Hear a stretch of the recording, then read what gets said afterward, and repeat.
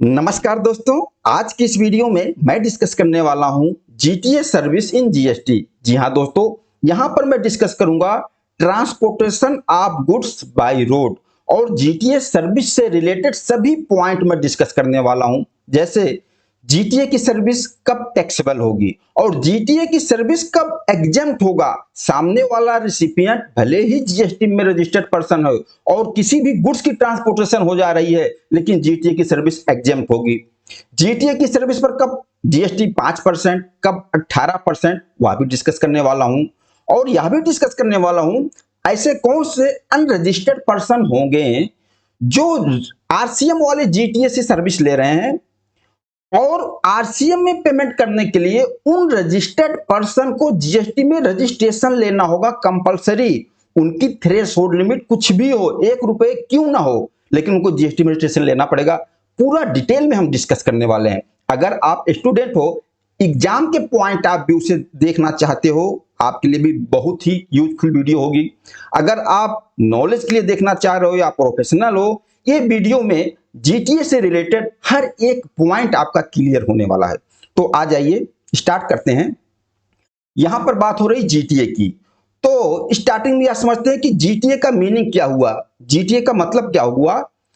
By road goods transportation की service देने वाला पर्सन अगर जो भी गुड्स की ट्रांसपोर्टेशन कर रहा है उसके लिए कोई कंसाइनमेंट नोट इश्यू करता है, डॉक्यूमेंट्स इश्यू करता है, मतलब बिल्टी बनाता है, तभी हम उसको जीटीए की कैटेगरी में लेंगे। इसके अलावा जीटीए की कैटेगरी में नहीं आएगा। इस चीज को ध्यान रखना। आगे हम देखते हैं, अगर बाय रोड गुड्स की ट्रांसपोर्टेशन हो जा रहा है और कोरियर एजेंसी है, तो ध्यान रखना कोरियर एजेंसी हमेशा टैक्सेबल ही होगा। ओके, आगे बात करते हैं। अगर कोई अदर देन कोरियर या अदर देन जीटीए है, मतलब इंडिविजुअल पर्सन है, वह कोई जीटीए नहीं है, कोई इंडिविजुअल पर्सन, उसने खुद का ट्रक ले रखा है, छोटा टेम्पू ले रखा है और बाय रोड ही गुड्स की ट्रांसपोर्टेशन की सर्विस दे रहा है, तो वह ट्रांसपोर्टेशन सर्विस एग्जेम्प्ट होगा। मतलब वह कोई जीटीए नहीं, वह कोई कंसाइनमेंट नोट इश्यू नहीं करता है, इंडिविजुअल पर्सन है, उसकी सर्विस एग्जेम्प्ट होगी। वहां पर ना आरसीएम ना एफसीएम, टोटल एग्जेम्प्ट होगी। और यह एग्जेम्पशन कहां दिया गया है? एग्जेम्पशन चैप्टर में एंट्री नंबर 18 में एग्जेम्प्ट है। ओके, यहां तक मैटर क्लियर हो गया। अब आ जाते हैं जीटीए की सर्विस के पॉइंट पर। अब हम यहां समझते हैं कि जीटीए की सर्विस किन रजिस्टर्ड पर्सन के लिए एग्जेम्प्ट है। मतलब कि जो रिसिपिएंट हो जीएसटी में रजिस्टर्ड तो है, जीटीए की सर्विस ले रहा है, लेकिन उस पर जीएसटी नहीं लगेगा, एग्जेम्प्ट होगा। तो इसके लिए हम यह देखेंगे कि जीटीए के द्वारा ट्रांसपोर्टेशन की सर्विस किसको दिया जा रहा है, मतलब सामने वाला रिसिपिएंट कौन है। तो रिसिपिएंट को देखो, रिसिपिएंट अगर ये लोग हैं, कौन? ये लोग department of government, local authority, governmental agency. अगर रिसिपिएंट ये लोग हैं, लेकिन ये लोग अंडर सेक्शन 51 में सिर्फ टीडीएस काटने के लिए जीएसटी में रजिस्टर्ड हैं, तो फिर ट्रांसपोर्टेशन की सर्विस इनके लिए एग्जेम्प्ट होगी। और यह एग्जेम्पशन इनको मिला है एंट्री नंबर 21 बी में। ओके, लेकिन ध्यान देना, अगर ये लोग किसी और तरह की टैक्सेबल सप्लाई करते हैं, कोई गुड्स या सर्विस की सप्लाई करते हैं और नॉर्मली जीएसटी में रजिस्टर्ड है उस गुड्स या सर्विस की सप्लाई के लिए, फिर इनको भी ट्रांसपोर्टेशन की जो सर्विस मिलेगा उस पर जीएसटी लगेगा, वो टैक्सेबल होगी। सिर्फ अगर 51 में रजिस्टर्ड है तो एग्जेम्प्ट होगा। ओके, यहां तक क्लियर। आगे देख लेते हैं।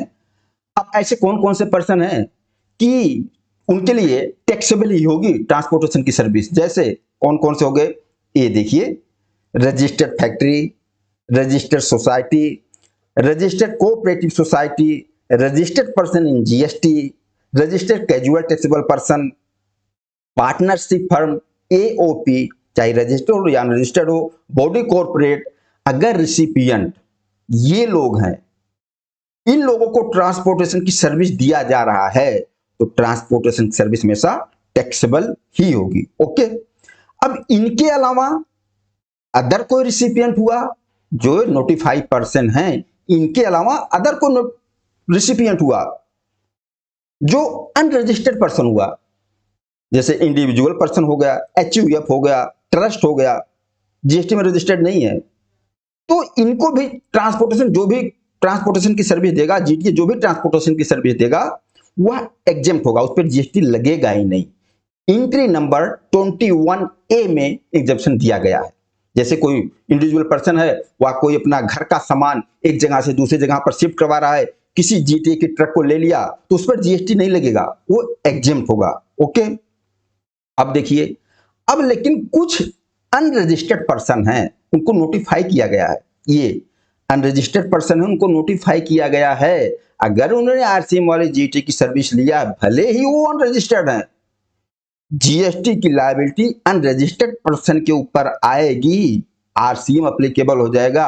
कौन कौन से पर्सन हैं उनको देखते हैं, जैसे factory, society, cooperative society, casual taxable person, partnership firm, AOP, LLP, body corporate, अगर ये लोग हैं रिसिपिएंट और अनरजिस्टर्ड हैं, अगर इन्होंने आरसीएम वाले जीएसटी की सर्विस ले लिया और इनके ऊपर आरसीएम जीएसटी पेमेंट करने की लायबिलिटी आ रही है, तो इनको जीएसटी पेमेंट करना पड़ेगा। अब सवाल यह है कि ये लोग तो अनरजिस्टर्ड है, तो ये लोग जीएसटी में आरसीएम कैसे पेमेंट करेंगे, अनरजिस्टर्ड पर्सन है, तो आरसीएम पेमेंट करने के लिए इनको जीएसटी में रजिस्ट्रेशन लेना होगा।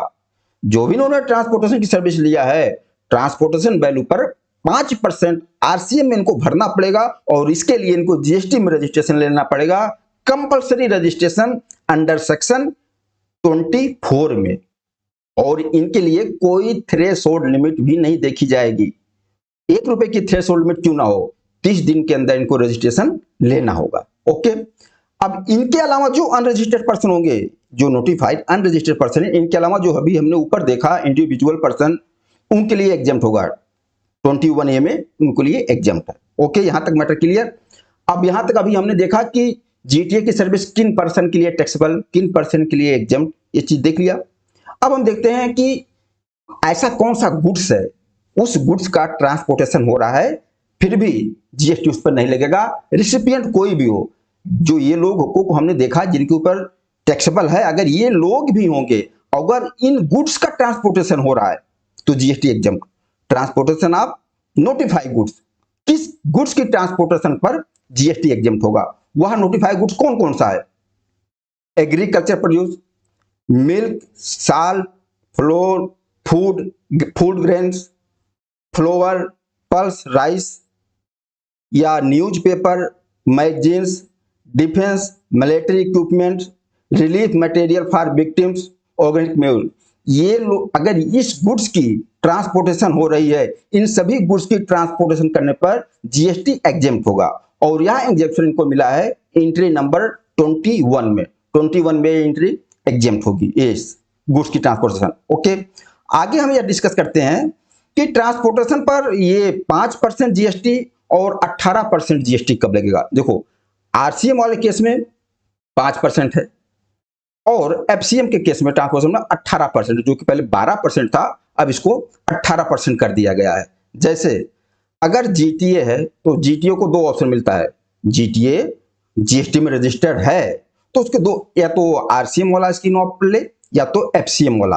अगर जीटीए रजिस्टर्ड है और उसने आरसीएम वाली स्कीम ऑप्ट कर रखी है या वह अनरजिस्टर्ड भी है, तो जो रिसिपिएंट होगा उससे जो सर्विस लेगा, रिसिपिएंट को 5% में 5% जीएसटी आरसीएम में पेमेंट करना पड़ेगा।